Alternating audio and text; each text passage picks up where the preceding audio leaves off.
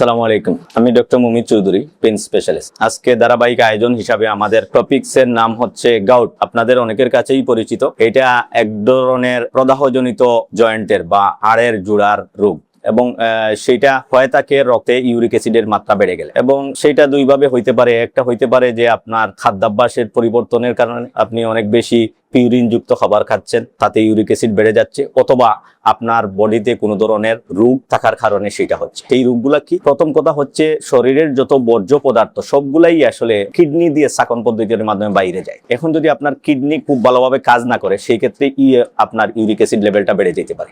এবং আপনার আরেকটা জিনিস হচ্ছে যে আপনি পিউরিন যুক্ত খাবার, যেমন আপনি লাল মাংস এবং আমরা বলি গুর্দা, লিভার, সেইটা আপনার গরুর যেগুলা চর্বিযুক্ত খাবার, সেগুলা খাইলে আপনার ইউরিক অ্যাসিডের মাত্রা বেড়ে যায়। সেই ইউরিক অ্যাসিডই এই প্রদাহের প্রধান কারণ।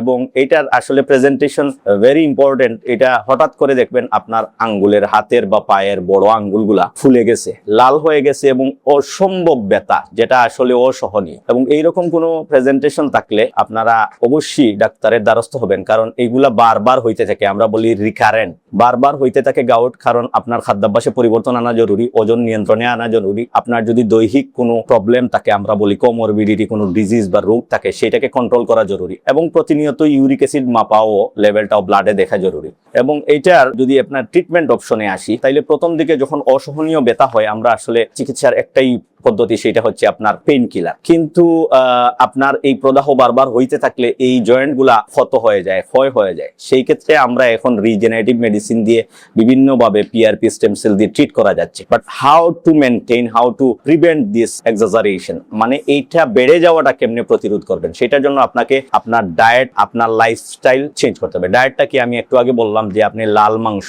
এবং liver, sardine types of C fish, এগুলা ছেড়ে দিতে হবে। ছেড়ে দেওয়া মানে আসলে পরিমিত পরিমাণ খাওয়া, অতিরিক্ত খাওয়া যাবে না। এবং খাইলেও আপনাকে হাইড্রেশন মেনটেন করতে হবে, অনেক বেশি পানি খাইতে হবে, যাতে এইটা কিডনিতে শাকন পদ্ধতির মাধ্যমে বের হয়ে যায় এবং এটা যেন ব্লাডে না থাকে, কমে যায়। এখন অনেক মানুষের জিজ্ঞাসা থাকে যে গাউট ডাক্তার সাহেব ইউরিক অ্যাসিডে হয়, সেই ইউরিক অ্যাসিড লেভেলটা কত থাকলে পরে সেটা আসলে যৌক্তিক বা নরমাল আমরা বলতে পারি। আমরা বিভিন্ন আর্টিকেল, পাবলিকেশন এবং রিসেন্ট আর্টিকেল গেটে যেটা পাইছি, সেটা হচ্ছে যে 6 মিলিগ্রাম পার ডেসিলিটারের নিচে রাখা জরুরি টু প্রিভেন্ট দ্য গাউট। সেই ক্ষেত্রে আপনারে অনেক খাবার আছে যেগুলো আপনাকে ইউরিক অ্যাসিড কমাইতে সহযোগিতা করে।